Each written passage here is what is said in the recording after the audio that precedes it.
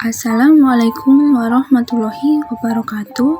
Perkenalkan, nama saya adalah Ayu Rusiana dengan NIM 210800009 kelas 4A Farmasi. Di sini saya akan mewawancarai salah satu tenaga teknis kefarmasian di RSUD Kartinah Tegal untuk memenuhi tugas mata kuliah perilaku dan etika profesi. Apa itu tenaga teknis kefarmasian?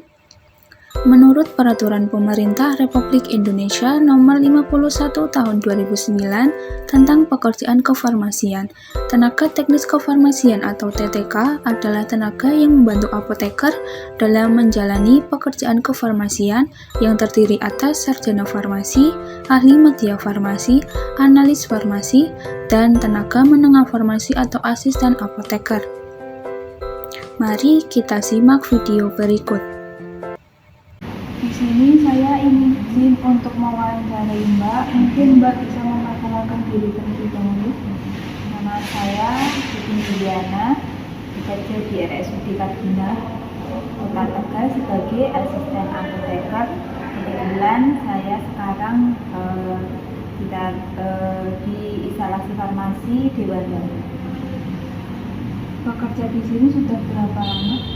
Kurang lebih 13 tahun mengabdi di RSUD Kartinah Kota Tegal. Boleh diceritakan latar belakang pendidikannya dari SMA sampai kuliah? Sebelumnya saya SMA-nya SMA Farmasi Teresiana di Semarang. Kemudian ambil C3-nya itu di Politeknik Harapan Bersama. Sebagai alumni dari Politeknik Harapan Bersama, apa kesan dan pesan yang diberikan untuk kampus Politeknik Harapan Bersama dan bagi calon mahasiswa yang ingin mendaftar? Ya, kesannya baik, maksudnya di sana juga untuk itunya udah bagus, dosennya baik-baik.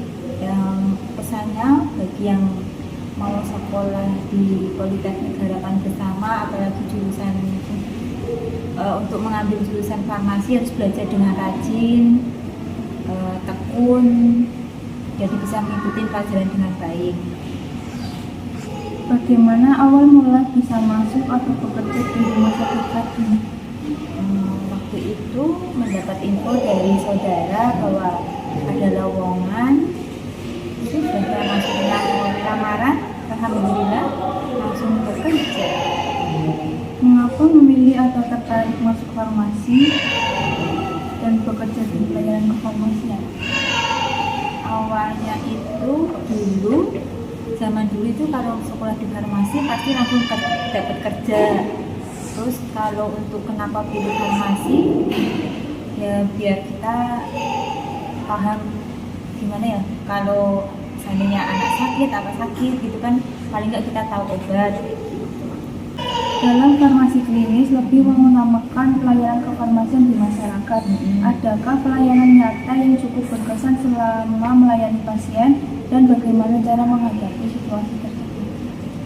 Ya, di rumah sakit itu kan berarti bermacam-macam pasien, ada yang muda, ada yang tua, ada yang anak-anak. Yang penting kita harus sabar dulu, apalagi yang menghadapi yang udah sepuh-sepuh kayak gitu ya, kita edukasi dengan baik, terus memberikan penyampaian tentang pemakaian obat dengan jelas biar mereka tidak bingung dalam pemakaian obat.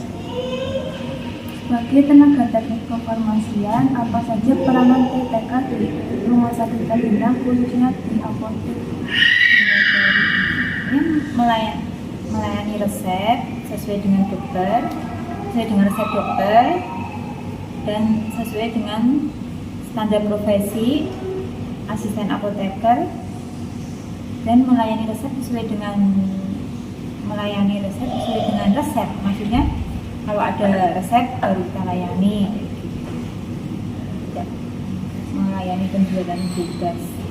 Salah satu peranan TTK adalah menjaga kerahasiaan identitas data kesehatan pribadi pasien. Menurut Anda sendiri, mengapa TTK perlu merahasiakan identitas data kesehatan pribadi pasien? Ya, itu emang hak pasien ya, bahwa tentang identitas pasien itu hanya pasien aja atau malah keluarganya aja yang perlu tahu, bukan orang lain yang tahu.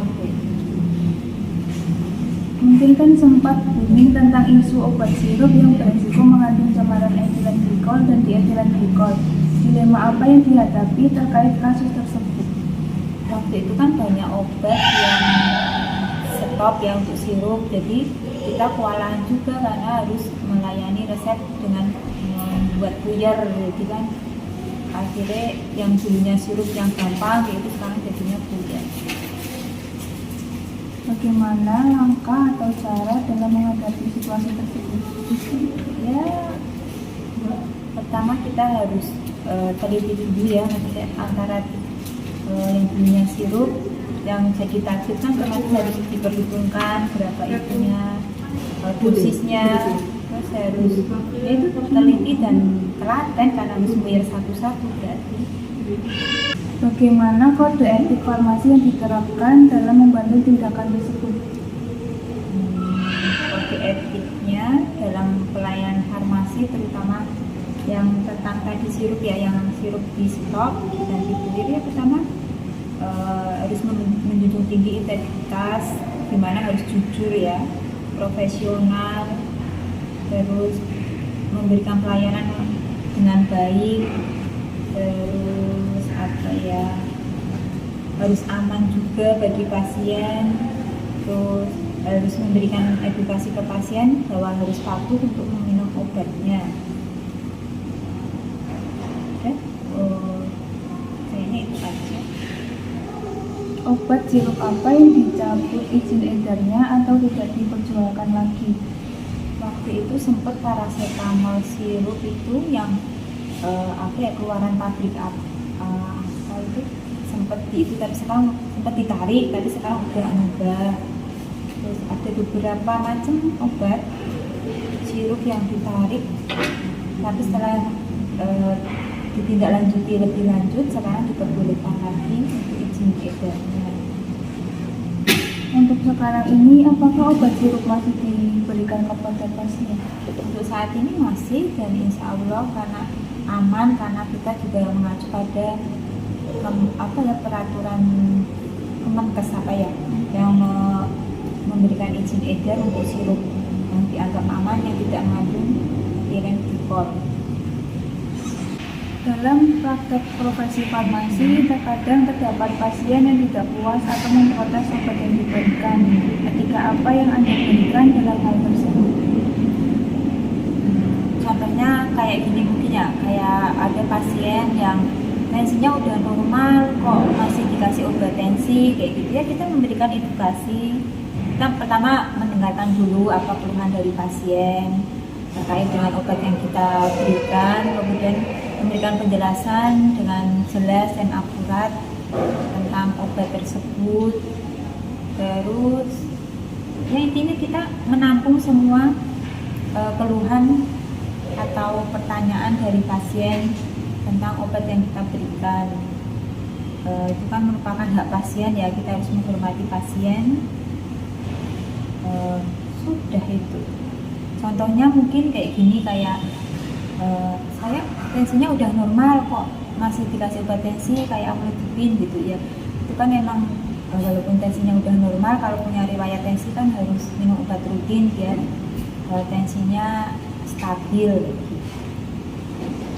Untuk pertanyaan terakhir, apakah ada penanganan obat yang perlu diwaspadai?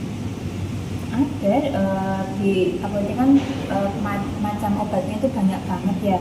Obat yang perlu diwaspadai itu obat yang menyebabkan kesalahan serius apabila diberikan kepada pasien. Contohnya itu yang kayak rasa, obat-obat rasa, obat-obat nyorum, obat-obat hegelet, itu harus dipantau dengan teliti waktu pemberian obat. Terima kasih untuk wawancara hari ini. Mohon maaf atas kesalahan atau kata. Kode etik dalam pelayanan kefarmasian terdiri dari yang pertama, integritas. Tenaga teknis kefarmasian harus menjunjung tinggi integritas dalam memberikan pelayanan kefarmasian. Mereka harus jujur dan tidak melakukan tindakan yang merugikan pasien. Yang kedua, profesionalisme. Tenaga teknis kefarmasian harus menunjukkan sikap profesional dalam memberikan pelayanan kefarmasian. Mereka harus menghargai hak pasien dan menghormati privasi pasien. Yang ketiga, kompetensi. Tenaga teknik kefarmasian harus memiliki kompetensi yang memadai dalam memberikan pelayanan kefarmasian. Mereka harus memahami dan menerapkan pengetahuan farmasi dengan baik. Yang keempat, kolaborasi. Tenaga teknik kefarmasian harus bekerja sama dengan tenaga kesehatan lainnya untuk memberikan pelayanan kefarmasian yang terbaik untuk pasien. Yang kelima, keamanan. Tenaga teknis kefarmasian harus memastikan keamanan obat dan sediaan farmasi yang diberikan kepada pasien. Mereka harus memeriksa tanggal kadaluarsa dan kondisi keemasan obat sebelum memberikan kepada pasien. Yang keenam, kepatuhan. Tenaga teknis kefarmasian harus patuh dan pada peraturan dan standar yang berlaku dalam memberikan pelayanan kefarmasian. Mereka harus memastikan bahwa obat dan sediaan farmasi yang diberikan kepada pasien sesuai dengan resep dokter.